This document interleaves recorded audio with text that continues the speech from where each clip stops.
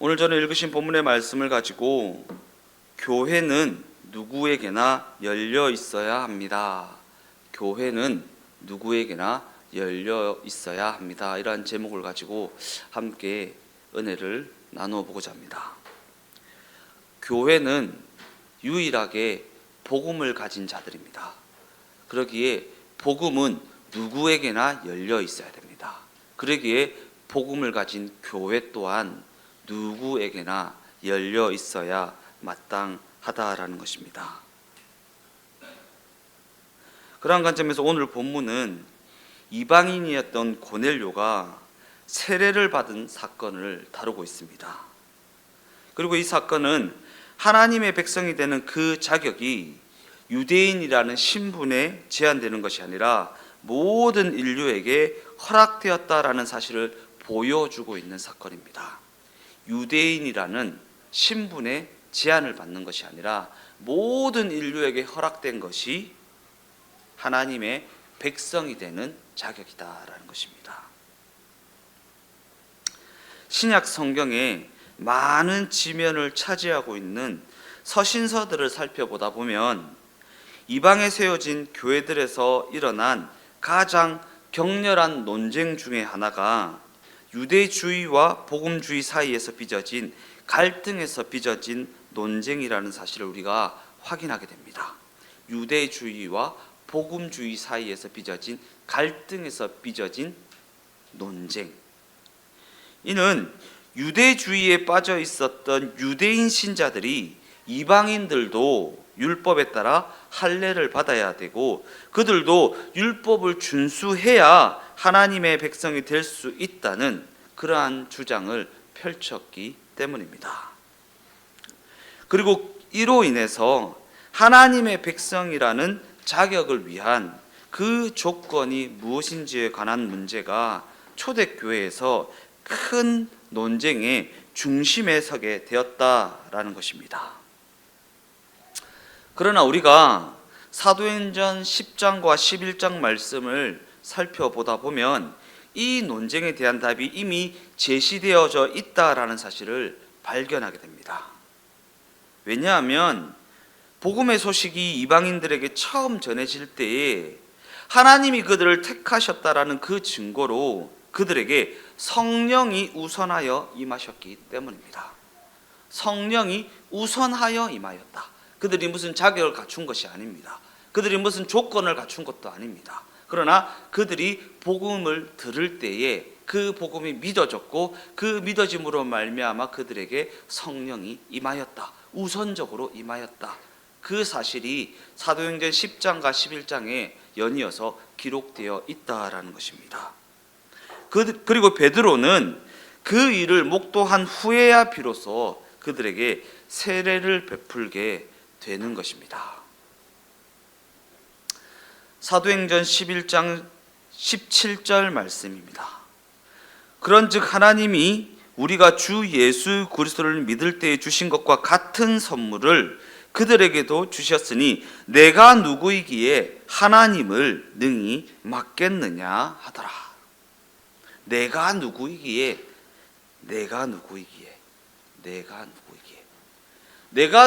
하나님이 베푸시는 그 구원을 막을 수가 있냐라는 것입니다.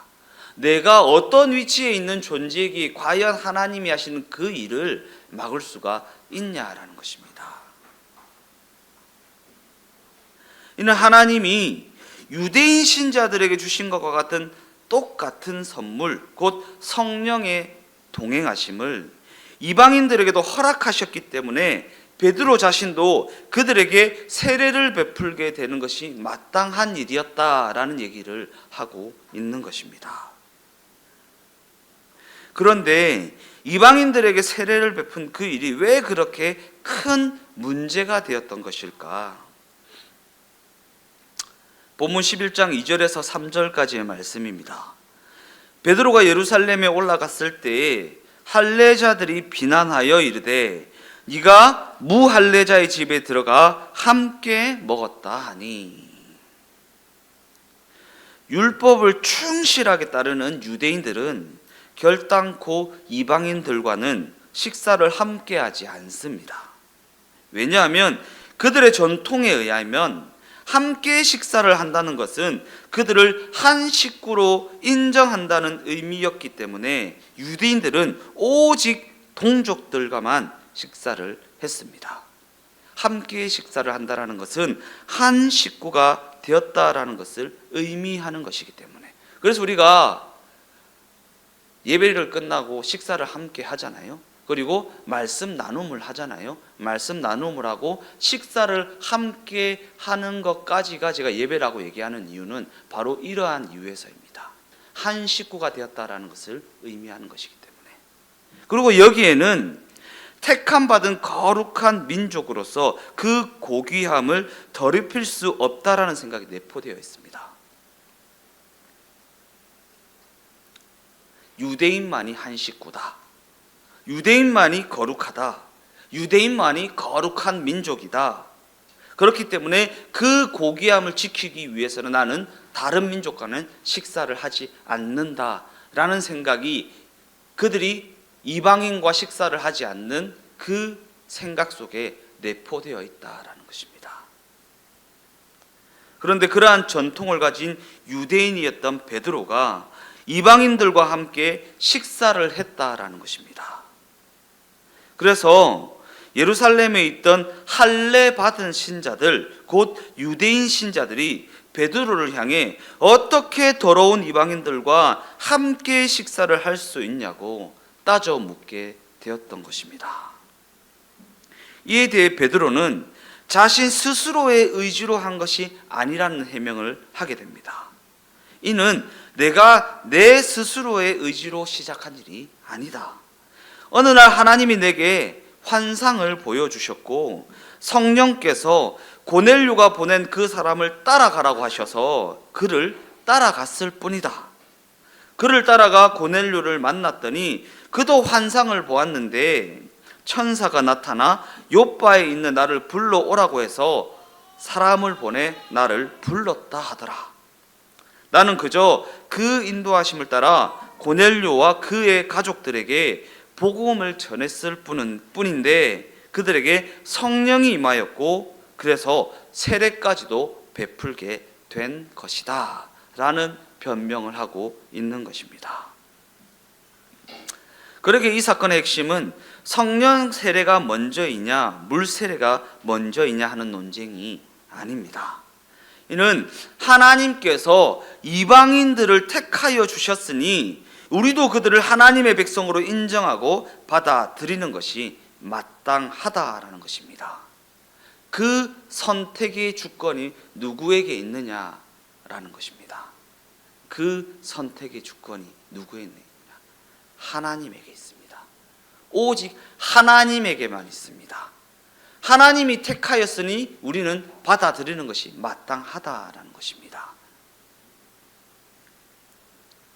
세례라는 것은 택함을 받은 모든 자들이 예수 그리스도가 믿어진 그 일로 말미암아 하나님의 백성으로 인정되게 되었고 이제 한 식구가 되었다라고 공식적으로 선언하는 예식입니다. 그게 세례입니다. 세례를 받으면 구원을 받는 것이 아닙니다. 그냥 공식적으로 선포하고 선언하는 예식에 불과합니다. 구약 시대에는 오직 이스라엘 백성들만이 하나님의 백성으로 인정되었습니다. 그래서 그들은 할례를 받는 것과 율법을 지키는 것과 같은 외적인 행동 지침을 통해 자신들의 정체성과 구별됨을 확인할 수 있었습니다. 그런데 예수의 십자가 사건으로 말미암아 유대인과 이방인 간에 세워진 그 장벽이 완전히 무너져 내리게 되었습니다. 완전히 무너져 내리게 되었다.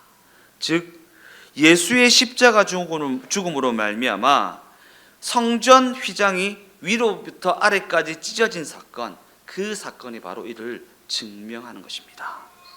유대인과 이방인 사이에 세워진 그 장벽이 완전히 무너지게 되었다. 무엇을 통해서요? 예수의 십자가 사건을 인해. 이처럼 이방인 고넬료에게 성령이 임하신 그 사건으로 말미암아 구원이 다른 그 어떤 것이 아닌 예수의 십자가로 말미암아 완성되었다라는 사실과 더 이상 그것 외에 다른 조건이 필요 없다라는 사실이 확증되게 되었다라는 것입니다. 예수의 십자가로 말미암아 구원이 완성되게 되었다. 그러기에 다른 그 어떤 조건이나 다른 그 어떤 기준은 필요 없다라는 게 확증되게 되었다. 그리고 성령께서 이 사실을 베드로에게 가르쳐 주셨다라는 것입니다. 3번에 걸쳐서요. 3번에 걸쳐서. 그죠? 오늘 본문이 3번에 걸쳐서 3번 반복적으로 3번이나 얘기해야지만 알아듣는다라는 것입니다. 그래서 베드로는 이방인 고넬료에게 세례를 베풀어서 그들도 하나님이 택하셨다라는 사실을 공식적으로 공포하기에 이르게 되었다라는 것입니다. 즉 오늘 본문의 핵심은 유대인들이 선민의 기준으로 생각했던 외적 기준이나 외적 자격을 전혀 갖추지 못한 이방인들에게도 성령이 임하게 되었다라는 사실이었습니다. 이게 본문의 핵심입니다. 그러니까 성령이 임하는 것이 내가 기도를 많이 해야지만 되는 것이 아닙니다. 내가 어떠한 자격을 갖추어야지만 되는 것이 아닙니다. 성령의 동행하심은 하나님의 주권에 있습니다. 하나님의 주권. 그런데 우리는 이방인들의 구원을 받아들이지 못했던 초대교회의 유대인 신자들과 같은 생각에 갇혀 있을 때가 너무나도 많이 있지 않습니까? 혹시 우리는 그 구원하심이 오직 예수가 믿어졌다라는 사실에 있다라는 이 충분한 성경의 선언 앞에 또 다른 조건을 덧붙이고 싶어 하지는 않습니까? 기도는 이만큼 해야 돼. 성경은 이만큼 읽어야 돼. 적어도 예수 믿는 자라면 이 정도의 도덕적 기준은 갖춰야 돼. 이만큼 헌금은 해야지. 이만큼 봉사는 해야지. 이만큼 헌신은 해야지. 라는 기준을 덧붙이고 싶어 하지는 않습니까? 이 세상에서 인정을 받을 만한 여러 가지 유용한 것들 말입니다. 신앙적 열심이라는 조건이나 도덕적 무흠이라는 조건 등등을 덧붙이고 싶어 하지는 않느냐라는 것입니다. 우리는 이방인 고넬료가 구원에 이르게 된 이 사건을 통해 오직 예수 그리스도께 그 초점을 집중하게 된 베드로의 이 말에 주목할 필요가 있습니다. 사도행전 10장 42절에서 43절까지의 말씀입니다. 우리에게 명하사 백성에게 전도하되 하나님이 살아있는 자와 죽은 자의 재판장으로 정하신 자가 곧 이 사람인 것을 증언하게 하셨고 그에 대하여 모든 선지자도 증언하되 그를 믿는 사람들이 다 그의 이름을 힘입어 죄 사함을 받는다 하였느니라.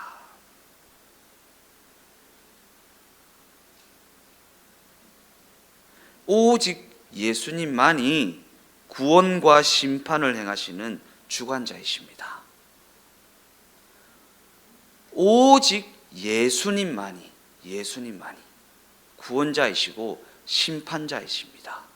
그런데 그 구원자의 자리에, 그 심판자의 자리에 내가 서게 될 때가 얼마나 많이 있습니까? 내 기준에 따라, 내 생각에 따라, 내가 가진 그 정답에 따라 내가 구원자의 자리에 서기도 하고 심판자의 자리에 서기도 할 때가 얼마나 많이 있냐라는 것입니다. 이는 오직 예수님만이 구원과 심판의 기준이 되신다라는 것입니다. 내가 가진 정답이 기준이 되는 것이 아니라 내가 행하고 있는 율법 준수가 기준이 되는 것이 아니라 오직 예수님만이 구원과 심판의 기준이 되신다라는 것입니다. 그러기 인간이 가진 그 어떤 자격이나 그 어떤 조건은 그 앞에서 무용지물에 불과하다라는 것입니다. 내가 가진 정답은 하나님 앞에서, 예수 그리스도 앞에서는 무용지물에 불과하다라는 것입니다. 그리고 이것이 바로 우리가 가진 기독교 신앙이 제시하는 복음의 핵심 메시지라는 것입니다. 복음의 핵심 메시지다. 그런데 이러한 복음의 핵심 메시지 때문에 교회는 이 세상으로부터, 또한 오늘 본문이 고발하고 있는 유대인 신자들로부터, 유대주의에 사로잡혀 있었던 유대인 신자들로부터 수많은 공격을 받아왔습니다. 수많은 공격을 받아왔습니다. 어쩌면 이러한 세상의 공격은, 이러한 유대인 신자들의 공격은 너무나도 당연한 공격이라고 할 수 있습니다. 왜냐하면 그들은 예수의 구원자 되심을 거부하고 죽인 자들이기 때문입니다. 유대인 신자들이요. 우리는 예수 없이는 안 된다라고 고백하는 자들이지만, 유대인 신자들, 혹시 내가 유대인 신자가 되어 있지는 않습니까? 오직 예수의 그리스도 되심으로 말미암아 구원에 이르는데, 너 그렇게 기도해서 구원 받겠어? 너 그렇게 신앙생활해서 천국 가겠어? 너 그렇게 신앙생활해서 되겠냐? 라는 말을 하는 우리가 어쩌면 유대인 신자가 되어 있지는 않습니까? 유대인 신자들은, 유대주의에 빠져 있는 자들은 예수를 거부하여 죽인 자들이고, 우리는 예수 없이는 안 된다라고 고백하는 자들입니다. 우리와 저들 사이에는 타협이 가능한 지점이 존재하지 않습니다. 타협이 가능한 지점이 존재하지 않는다. 이 때문에 교회를 세상의 인정을 통해 증명하려 해서는 안 된다라는 것입니다. 이 때문에 복음을 그들의 인정함을 통해 증명하려 해서는 안 된다라는 것입니다. 우리의 신앙을요. 우리의 신앙을. 물론 교회에 맡겨진 시대적 사명을 다하는 일은 너무나도 중요한 부분입니다. 나라 민족을 위해서 기도하고, 어려움에 처한 자들을 위해서 기도하고, 또 구제를 행하고 선을 행하고 사랑을 베푸는 시대적 사명을 감당하는 일은 너무나도 중요한 부분입니다. 그러나 그것이 교회를 존립하게 하는 본질이 될 수는 없습니다. 왜냐하면 교회의 정체성은 오직 우리는 예수가 그리스도로 믿어진 자들이다라는 이 고백에 있기 때문입니다. 예수가 그리스도로 믿어진 자들이다라는 고백 말입니다. 더 나아가 예수의 십자가가 믿어지게 되었다라는 이 고백은 나는 복음이 필요한 존재이다라는 것을 인정하게 되었다라는 의미이기 때문입니다. 나는 이렇게 신앙생활을 잘해서 구원에 이른 자이다라는 얘기가 아니라, 나는 복음이 없이는, 예수의 십자가가 없이는 안 되는 존재이다라는 것을 고백하게 되었고 인정하게 되었다라는 의미이기 때문입니다. 그러기에 여기에는 다른 그 어떤 조건이나 기준이 붙을 수가 없습니다. 내가 예수의 십자가 없이는 안 된다라는 것을 인정한 자이기 때문입니다. 내가 예수의 십자가 없이는 안 된다라는 것을 인정한 존재이기 때문입니다. 예수의 십자가 없이는 안 된다는 것을 인정한 존재가 다른 누구한테 어떠한 조건을 들이밀 수가 있겠습니까? 결단코 그럴 수 없다라는 것입니다. 그러기에 이 때문에 교회를 이루게 된 우리는 누구에게나 열린 곳일 수밖에 없는 것입니다. 누구에게나 열린 곳일 수밖에 없다. 나는 죄인을 위해 죽으신 예수의 십자가 대속이 필요한 존재이다. 예수의 십자가 대속이 믿어진 자라면 누구나 교회의 일원이 될 수 있다. 하나님의 백성이 될 수 있다. 예수의 십자가 대속은 그 누구라도 하나님의 백성이 되게 하는 복된 소식이기 때문이다. 이와 같은 열려 있음이 바로 교회의 정체성입니다. 교회의 사명입니다. 그리고 교회를 이룬 우리에게 주어진 책임입니다. 책임. 그러한 관점에서 교회는 교회에 부여된 이 사명과 교회를 이룬 자들에게 부여된 그 책임을 어떻게 감당해 나갈 수 있습니까? 이 사명과 이 책임을 어떻게 감당해 나갈 수 있습니까? 공동체를 이루는 것으로 감당해 나갈 수 있습니다. 한 식구가 되는 것으로 감당해 나갈 수 있습니다. 한 식구를 이루는 것이요. 한 식구. 그냥 추상적인 것이 아닙니다. 진짜 가족이요. 진짜 가족. 진짜 가족. 예. 그래서 우리 교회에는 신앙생활을 오래 하신 분들도 있고 이제 막 시작하신 분들도 있고 그리고 오래 하신 분들 중에는 권사님이 되신 분들도 있고 안수 집사님이 되신 분들도 있고 집사님이 되신 분들도 있습니다. 그러나 우리가 총칭하여 그냥 성도라고 합니다. 성도. 그냥 한 식구라고 합니다. 한 식구라고 합니다. 그래서 제가 이제 우리 교회 성도들한테 그런 부탁하지 않습니까? 호칭을 좀 정리했으면 좋겠다. 호칭을 정리했으면 좋겠다.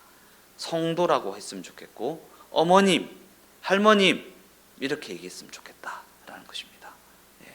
그냥 권사님, 안수집사님, 뭐 리더님, 선생님 이런 것보다 진짜 왜냐하면 호칭이 관계를 정의하기 때문에 호칭이 관계를 정의하기 때문에 그래서 쉽지 않을 것입니다. 한 가족을 이루어 나가는 그 과정이 말입니다. 그러나 노력해 주셨으면 좋겠습니다. 노력해 주셨으면 좋겠습니다. 공동체를 이루는 것으로 교회에 부여된 사명과 교회를 이룬 자들에게 부여된 그 책임을 감당해 나갈 수 있다. 이는 곧 도저히 어울릴 수 없을 것 같던 자들이 함께 하는 것, 한 몸을 이루는 것, 한 식구가 되는 것, 그것이 바로 교회라는 것입니다. 그러기에 심은 대로 거둔다라고 하는 인과율의 법칙에 사로잡혀 있는 이 세상은 결코 이해할 수 없는 자들이 바로 교회입니다. 교회입니다. 이처럼 하나님께서는 교회를 이룬 우리를 통해 십자가 대속이 믿어졌다라는 그 이유 하나로 모든 차별을 뛰어넘는, 모든 장벽을 뛰어넘는, 모든 직책을 뛰어넘는 그것을 보이시기 위해 이 땅 가운데 교회를 세우셨다라는 것입니다. 교회를 세우셨다. 그리고 이는 교회가 그저 이 세상의 인정을 받을 만한 넘치는 구제나 오늘 본문이 고발하는 유대인 신자들의 인정을 받을 만한 종교적 열심이라는 그 기준을 충족시키기 위하여 세워진 것이 아니다라는 의미입니다. 종교적 열심이라는 기준을 충족시키기 위해서 아니면 이 세상이 우러러하고 이 세상이 인정하는 넘치는 구제나 봉사나 헌신을 충족시키기 위해서 교회가 세워진 것이 아니다라는 것입니다. 오늘 본문의 예루살렘 교회는 하나님이 이방인 고넬료도 택하여 주셨다. 곧 이방인들에게도 구원이 임하게 되었다라는 이 사실 때문에 놀라게 되었습니다. 이와 마찬가지로 우리가 교회를 이루어 교회로 모이게 되면 저 사람도 택함을 받았구나. 하나님이 과연 저 사람에게도 구원이 임하게 하셨구나 라는 놀라움을 경험하게 된다라는 것입니다. 더 나아가 나 자신이 구원에 이르게 되었다라는 그 사실에 감격하게 된다라는 것입니다. 진짜 교회로 모이게 되면 말입니다. 그리고 이 지점이 바로 그 일이 과연 하나님이 하신 일이라는 증거가 되는 지점이라는 것입니다. 사람의 어떠함이 이룬 것이 아니라 하나님이 하신 일이구나라는 것을 보여주는 지점이 바로 그 지점이라는 것입니다. 사람으로는 할 수 없이되 하나님으로서는 능히 하실 수 있는 일, 그것이 바로 내가 구원에 이르는 일이고 내가 도무지 인정할 수 없는 저 사람이 구원에 이르는 일, 그 일이 바로 하나님이 하시는 일이라는 것입니다. 요한계시록 3장 7절에서 8절까지의 말씀입니다. 빌라델비아 교회의 사자에게 편지하라. 거룩하고 진실하사 다윗의 열쇠를 가지시니 곧 열면 닫을 자가 없고 닫으면 열 사람이 없는 그가 이르시되 볼지어다 내가 내 앞에 열린 문을 두었으되 능히 닫을 사람이 없으리라. 내가 네 행위를 아노니 네가 작은 능력을 가지고도 내 말을 지키며 내 이름을 배반하지 아니하였도다.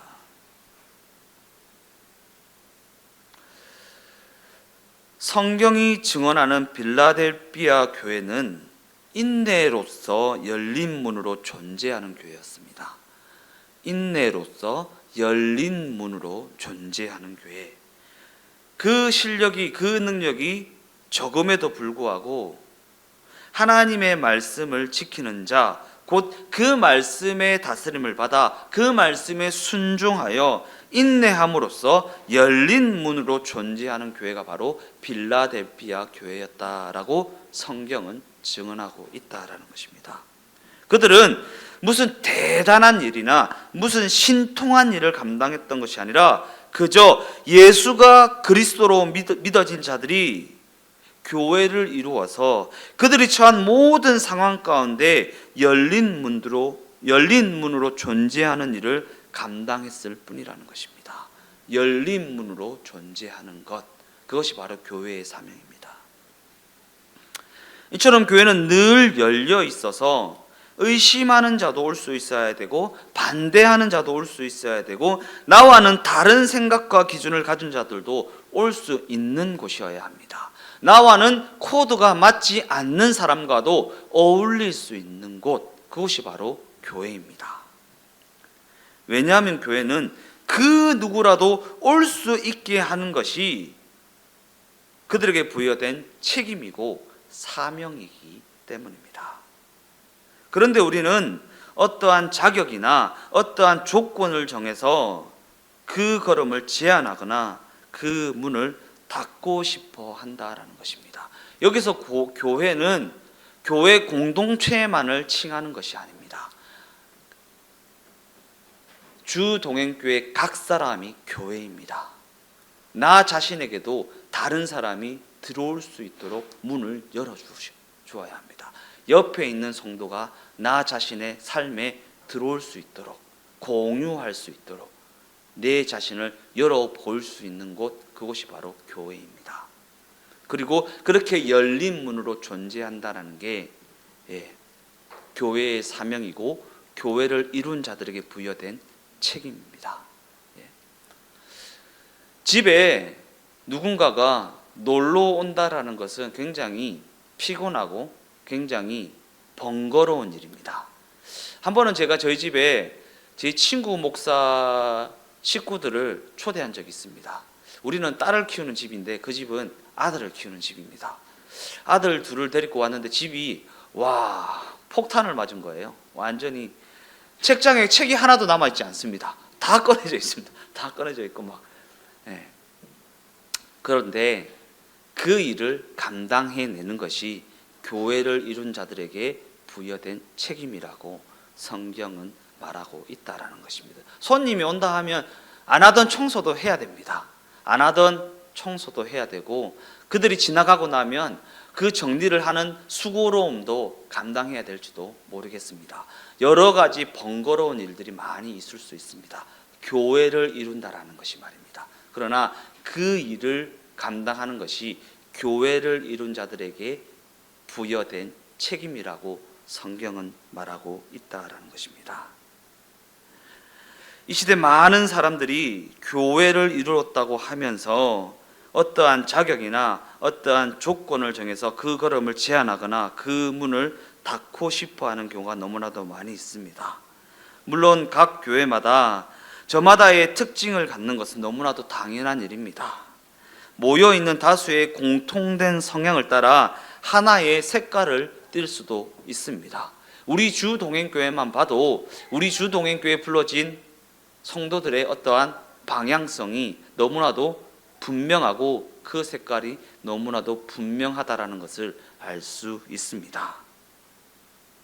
그러나 그것이 강제력이 되거나 권력이 되거나 차별로 작용되어서는 안 된다라는 것입니다. 너 이러이러해서 주동행교회는 안 돼. 너 이러이러해서 나랑은 사귈 수 없어. 너 이러이러해서 이 공동체에 들어올 수는 없다라고 말해서는 안 된다라는 것입니다. 왜냐하면 교회는 그 누구에게나 열린 마음을 품는 곳이어야 하기 때문입니다. 결론적으로 말씀을 마무리하겠습니다. 교회에는 열린 문이라는 사명이 부여되어 있습니다. 주께서 열면 닫을 자가 없고 주께서 닫으면 열 자가 없는 곳이 교회이기 때문입니다. 누가 열고 누가 닫습니까? 그 권한이 누구에게 있습니까? 주님께 있습니다. 주님께. 주께서 열면 닫을 자가 없고 주께서 닫으면 열 자가 없는 곳이 교회라는 것입니다. 내 성향이 아니고 내 코드가 아니고 내 어떠함이 아닙니다.